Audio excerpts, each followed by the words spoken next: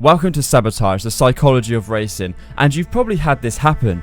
You drive a lap that feels calm and controlled, the car isn't sliding, you're not making big corrections, and it doesn't feel like you're pushing particularly hard. Then you check the lap time, and somehow, it's your fastest lap.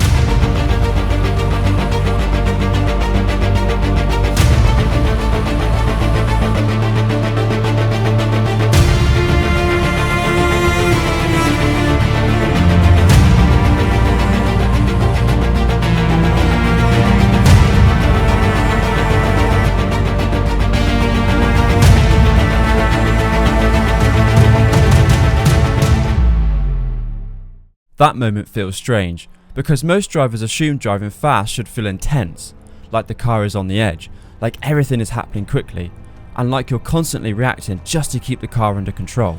But something interesting happens as drivers improve. The faster the lap becomes, the calmer it often feels. Steering inputs get smaller, the car feels more stable. The whole lap starts to feel smoother, almost slower.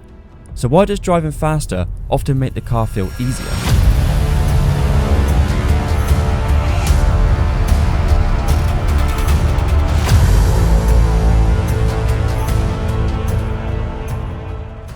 If you watch onboard footage from experienced racing drivers or high-level sim races, one thing becomes obvious very quickly. There's very little drama. The steering inputs are smooth, the car rotates naturally into the corner, there are very few visible corrections, but the lap times are faster.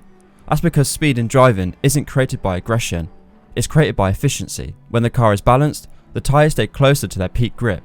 That allows the driver to carry more speed through the corner and accelerate earlier on exit. So the lap time may look calmer, but it's actually more efficient. When drivers are still learning, the experience is very different. Everything is feeling rushed, corners appear suddenly and braking zones feel late. The car just feels nervous and unpredictable. So the driver starts reacting, correcting the steering, adjusting the throttle and trying to save small slides. The brain is constantly responding to problems, and that flood of reactions creates the sensation of speed. But what the driver is actually experiencing isn't speed, it's instability. As drivers improve, something important begins to change. Instead of reacting to the car, they start listening to it. They begin recognizing signals earlier, the way the tyres load up as the car enters the corner, the moment the chassis settles under braking, and the subtle delay between steering input and the car rotating. At first, those signals feel chaotic. There's too much information, too much noise. But with experience, the brain starts filtering that noise. The driver begins recognizing patterns in what the car is telling them. And once those signals become clear, the driver no longer has to react to the surprise. They begin anticipating what the car will do next.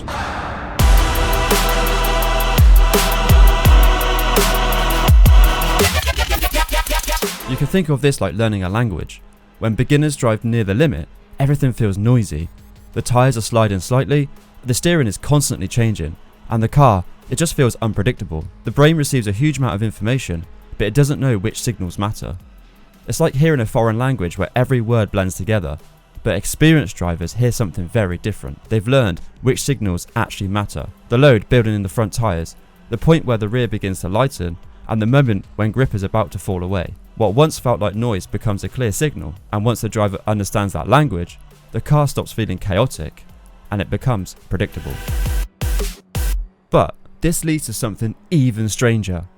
Once drivers reach that level, the sensation of speed can almost disappear completely.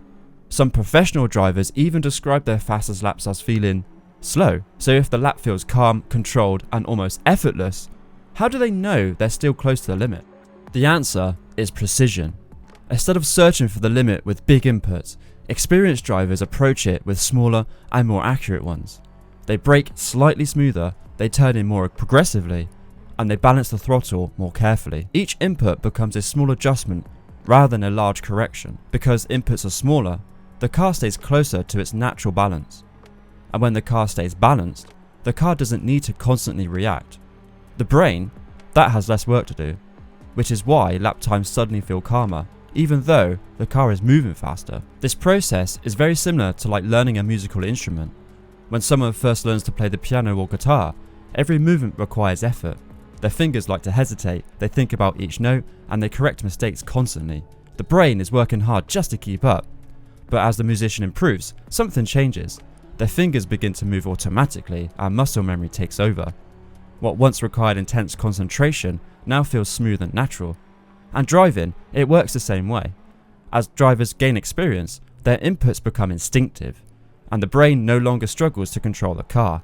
It simply follows the rhythm of what the car is telling them. And this connects directly to something we talked about in the previous video. When driving starts to feel calm and controlled, it's usually because you've stopped forcing performance and started flowing with the car. Your inputs become a lot smoother and the car moves a lot more naturally, and instead of constantly reacting, you're anticipating what the car will do next. That is exactly what momentum driving is. If you understand why the fastest drivers often look effortless, watch the video on screen where I break down momentum driving and flow state. It connects directly to everything we talked about here. If you enjoyed this breakdown, make sure you leave a like and subscribe to the channel. Big thank you to Target_29 and Ixulianu for the continued support on Patreon. Thank you very much for watching this video, and I'll see you in the next one.